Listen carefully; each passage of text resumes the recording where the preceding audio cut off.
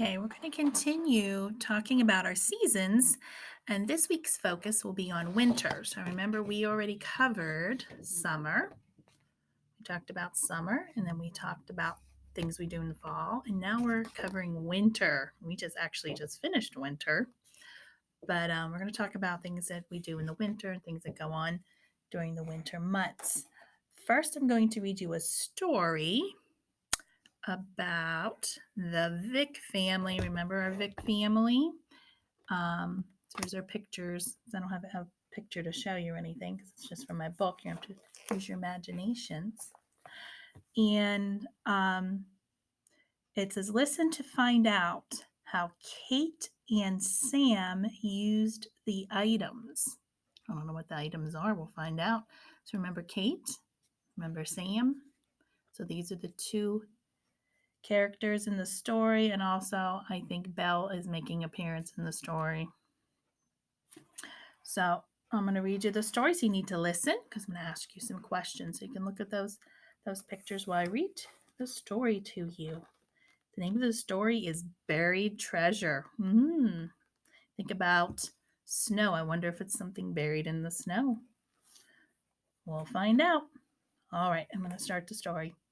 Yippee! Kate yelled. Flakes of snow whirled around her. Belle barked at the wet flakes that fell onto her nose. She jumped around and tried to catch them in her mouth. Silly dog, Kate said, laughing. Making a snowball, she yelled for Belle to catch it. Belle was gone in a swirl of yellow toward the moving ball. Expertly, she caught it in her mouth. She stopped, cocking her head back, and she looked confused. Belle, you ate the snowball. Belle licked her mouth with a long pink tongue and wagged her tail. So she didn't know it was a snowball till she caught it. She's thinking, what is this in my mouth, huh? So Kate laughed as she gave Belle a big hug. The two of them played in the snow for a long time. Sam came out, and together they made a huge snowman. Belle barked at it. Kate found an old chewed up work glove in the garden shed. She put it on the end of a stick arm. Sam put some stone buttons on the snowman's chest. They stepped back to admire their handiwork. Woof! In a flash, Belle grabbed the glove and headed for the backyard. Belle, Belle, come back here, girl. Kate chased Belle around the house. Belle, she called again. Nothing moved. Belle, here, girl. Out of the corner of her eye, Kate saw a yellow spot moving against a bank of snow. Then she saw a tail. Belle, I can see you. Come on. The tail wagged furiously. Obviously, Belle thought she was well hidden. So Belle went and hid underneath the snow and was wagging her, even though her tail was sticking out, she didn't know it. And she was wagging her tail and thought Kate couldn't see her. Kate crawled up onto the other side of the snowdrift. Slowly, she lifted her head. Splat! Snow flew right into her face. Belle was digging furiously in the snowdrift. Kate wiped her eyes. Belle! So when she went over close to Belle, Belle popped up and started digging and threw snow in Kate's face. What are you doing? The dog stopped her digging and cocked her head to the side. Belle looked down at her front paws. Is that the glove? Belle bent her tail toward the ground. Her ears dropped. Kate sighed. Hand it over. Belle barked. Digging her nose into the wet snow, she rooted out the glove. Kate took it out of Belle's mouth. Belle sat there, a mound of snow on her nose and her tongue hanging out. Sam came around the corner and found Kate holding the glove. So Belle looked like Belle was trying to dig a hole in the snow and hide the glove, huh? They both had a laugh. Okay, said Kate. Mr. Snowman doesn't need a glove anyway. She threw the glove into the air, and Belle sprang up for it with a bark, and she landed running, and Kate and Sam were after her again. So ended up, it looks like they were playing catch with Belle with the glove. All right, so let's see if you're paying attention, and here's your questions. What kind of weather were the Vic children enjoying? What was the weather like outside that day? They were playing in the snow. Why do you think Josh wasn't playing out in the snow? Yeah, little Josh was missing from there. Maybe he just didn't want to? Huh. Or maybe he was sick. He could have been sick and couldn't go out. Or maybe he wasn't home. Maybe he was over somebody else's house, huh? What did Belle do to the snowball that Kate threw? In the beginning of the story, when she threw the snowball, what did Belle do? She caught it, and then what did she do to it? She ate it, huh? What did Kate and Sam use the glove, stones, and sticks for?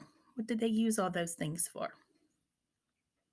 For making a snowman, huh? They used them to finish making their snowman. Why did Belle take the glove? Why do you think Belle took the glove? Maybe she played with the glove before, huh? Dogs just, I don't know, they like to do stuff like that. And do the Vic children love Belle? Do you think they love Belle? Of course, because they always laugh and play with her. Even though she gets in trouble and takes their things, you know that they still love her. All right, those are our questions for the story. That was a pretty fun story, huh? Think about things that you like to do out in the snow, huh? Playing out in the snow. Well, next you're going to get your worksheet. A worksheet here, winter weather. And we're going to do this worksheet. It's propped up so you can see it. First things first, write your name. First thing you want to do. And the directions say circle the winter pictures. That's easy, huh? Just look, a boy playing baseball or kids building a snowman? Kids building a snowman. A tree covered in snow, then trees without leaves. Or trees with no snow and leaves. Of course, the snow.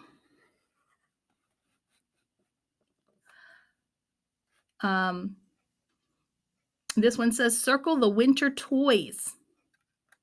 Which toys would you use in the winter? Of course, the sled and skis, huh? You wouldn't use where would you use a ball and a bucket and a shovel? You'd probably use those in summertime, huh, at the beach. The last one says circle the winter tool. Would you use a rake? When would you use a rake? In the fall, huh, for leaves. So you would use a shovel to help shovel the snow in the winter. All right, flip your page over. I'm going to practice writing your lowercase o's and your lowercase a's. Those are pretty easy to do. So go ahead and write those.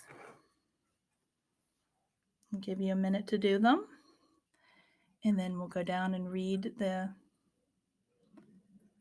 phrases. They're not sentences because they don't start with a capital letter. Sentences always start with a capital letter, and these don't start with capitals. So it says, draw a line to match each phrase with the correct picture. So the first one they have done for you, it says, 2 goats in a boat. You want to look at your pictures. There's your 2 goats in a boat. So you want to trace that. Let's read this together. We got our new number word, huh? New word for the week, 2. 2 toads on a road. Remember, back to our vowels again here. If you look here at your OA, you're only saying the first vowel. It's a long vowel. The second vowel is silent, like Miss Silent. So you would say an O. So that's how you get toads. And that's how you get see the OA here? Road.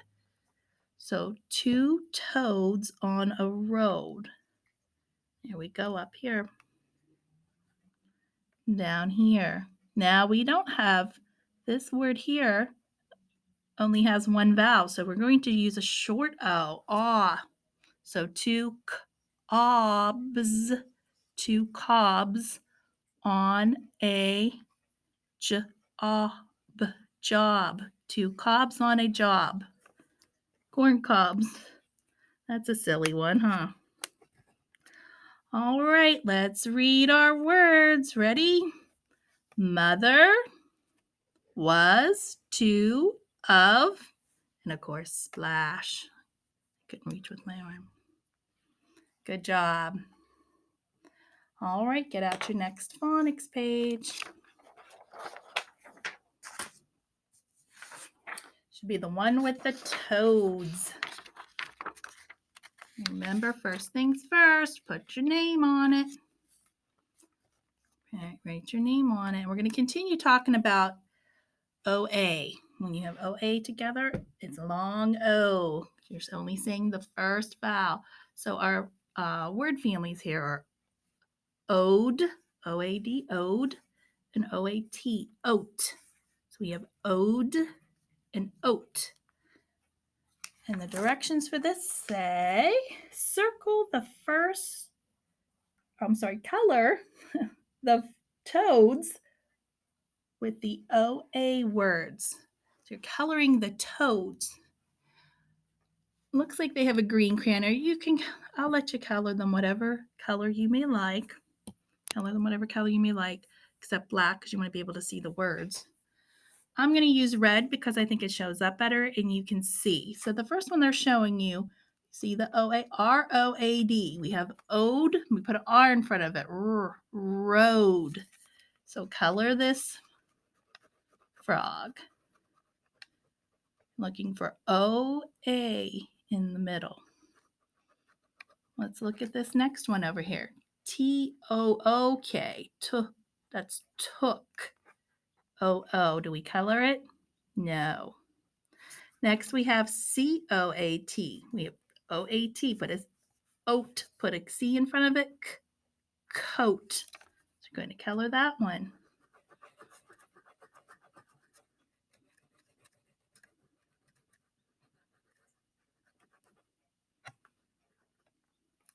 All right. Next we have, let's go down back over here, G-O-A-T. Remember we're looking for O-A, oat, goat. I'm going to color that one. Let's move across. B-O-A-T, oat, boat. Going to color that one. You got your O-A in it. Your long O.